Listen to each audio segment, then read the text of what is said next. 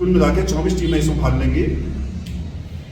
सभा ने तय किया कि पहले दिन जो है 23 फरवरी को बाहर से आए हुए हमारे महिला होली दलों का प्रतिभाग होगा। दूसरे दिन 24 जो है 2 दिन में हम लोग उनको सम्मानित करेंगे। 25 महिलाओं को 2 दिन में सम्मानित करेंगे। तीसरे दिन जो हमारी परंपरागत रूप से महिला होली बैठक यहाँ पर होगी, उसमें हम लोग जो है जो सबसे बेस्ट सॉन्ग करके आएगा, जो बाल कलाकार हैं राधा कृष्ण की होली की बहुत आकर्षक प्रस्तुति यहाँ पर प्रस्तुत की जाएगी।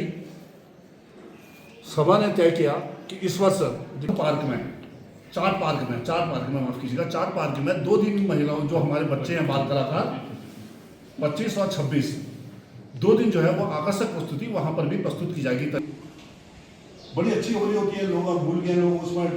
क्या कहते हैं वो डिस्को जैसा जो बसता है वो उसमें हो गया ना, इसलिए हम लोगों ने ये करके कर रहे हैं हाँ अभी भी ये होली जीवित पर आएंगे। और 25 तारीख को यहाँ पर उस महिला होली बैठक यहाँ पर होगी, जिसमें हम लोग सभा ने तय किया कि 10 लोगों को इसमें सम्मानित किया जाएगा पुरुष बैठकी होली में। इसमें ऐसा है कि 25 वर्ष की बात है, इस पर भी कार्यक्रम करा रहे हैं फोटोग्राफी कॉम्पिटिशन को। और इसमें जो मेन जो हिमाचल बैंक द्वारा फर्स्ट सेकंड थर्ड और कंसोलेशन प्राइज दिया था, और जो इसका मेन विशेष आकर्षण है वो हिमालयन द ब्रास करके है जो रेस्टोरेंट है, वो करवाते हैं Himalayan world Himalayan landscape photography करवाते हैं। उसमें जो यहाँ पे प्रथम आएगा उसको फ्री एंट्री मिली की बहुत बड़ी उपलब्धि है कि वहाँ पे पूरे भारत के अच्छे अच्छे फोटोग्राफर आते हैं जो मास्टर्स हैं। तो लेंस मैस्ट्रो करके उसका ग्रुप का नाम है, और वो लैंडस्केप लोग और सारी एडिटिंग को लेकर सब चीज़ सिखाते हैं। तो मेरा मैक्सिमम प्रतिभागियों से निवेदन है कि इसमें प्रतिभाग करें ताकि उनको एक बहुत बढ़िया फोटोग्राफी में कुछ सीखने को मिलेगा इसके माध्यम से। और बाकी तो ये यार मैंने आपको बता दिया 4 फोटो मेरे को लोड करनी है,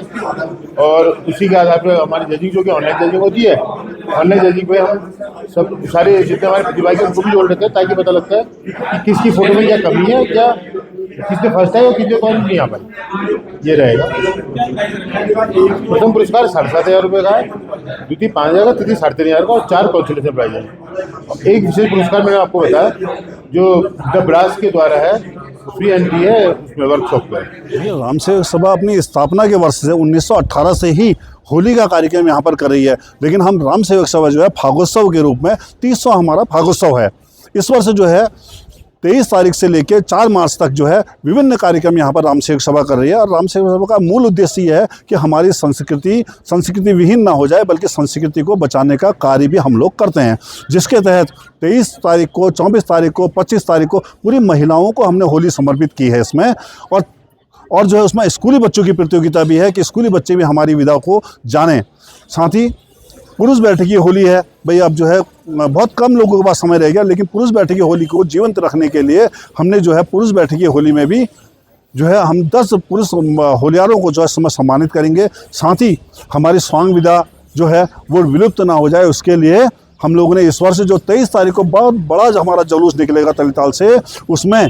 जो सबसे बढ़िया स्वांग करेगा उसके लिए जो है प्रथम, द्वितीय तथा तृतीय पुरस्कार भी रखे हुए हैं। साथ ही राम सेवक सभा की विशेष पहचान बन गई है होली जुलूस, जिसमें हम लोग 1.5 से 2 कुंटल हर्बल रंगों का प्रयोग करते हैं, जिससे किसी को कोई नुकसान ना हो। यह जुलूस एक आकर्षण का केंद्र होगा। साथ ही राम सेवक सभा अपने बच्चों को जो है यहाँ पर हम लोग तैयार करते हैं। उन्होंने जो है राधा कृष्ण की जो होली है वो बहुत ही सुंदर और आकर्षक प्रस्तुति यहाँ पर देंगे। सभा ने तय किया है कि इस वर्ष हम तलीताल डांट पे और मल्लीताल पंत पार्क के पास हम 2 जगह जो है अपने इन बाल कलाकारों की प्रस्तुति भी प्रस्तुत करेंगे, जिससे कि लोगों को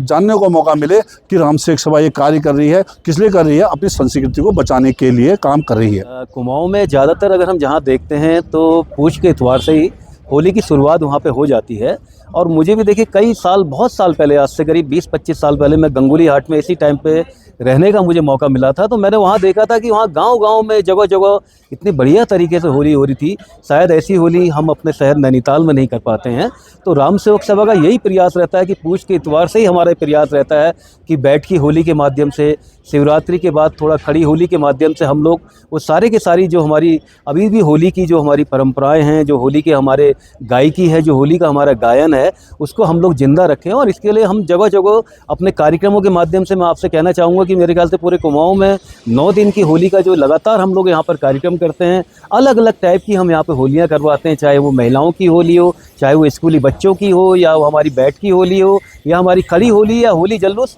और जो हमारे राम सेवक सभा के बच्चों के माध्यम से, जैसा कि आपको बताया गया है कि इस वर्ष हमारा जो है राम सेवक सभा हॉल के प्रांगण के अतिरिक्त हम लोग तलीताल और चाट पार्क में भी बच्चों की कला का प्रदर्शन करेंगे। जो उनकी होली की गायकी है, जो उनका होली का नृत्य है, जो राधा कृष्ण के जो नृत्य है, जो उनकी शैली है, उसका प्रदर्शन भी राम सेवक सभा करेगी। और हम सब का राम सेवक सभा का यही प्रयास रहता है कि हम जहाँ पर भी हैं अपने अलग अलग कार्यक्रमों के माध्यम से हम इस टाइप की चीज़ें करें और अपनी माफ़ कीजिएगा संस्कृति को भी संरक्षित करें, और जो हमारी लोक कलाएं हैं, हमारी गायकी हैं, उसको भी हम लोग जिंदा रख सकें। होली जो हमारी होली रही है, पूरी जो कुमाऊँ की होली है, जो हमारी होली है, आज के दौर की बात करें, मैं ये नहीं कहता कि होली कहाँ से आई, ब्रिज से आई या कहाँ से आई, मैं इस बात की ओर को नहीं जाना चाहूँगा। लेकिन हमारी कुमाऊनी होली जो मैंने अपने बचपन से देखा है, मैं अपने बचपन की बात से आपको करना चाहूँगा, जब से मैं यहाँ से जुड़ा हूँ, कि होली हमारी दिन पे दिन जो हमारी होली के जो होली बैठी होली है, उसके जो हमारे जो पारंपरिक जो हमारे लोक कलाकार हैं वो अब कम होते जा रहे हैं।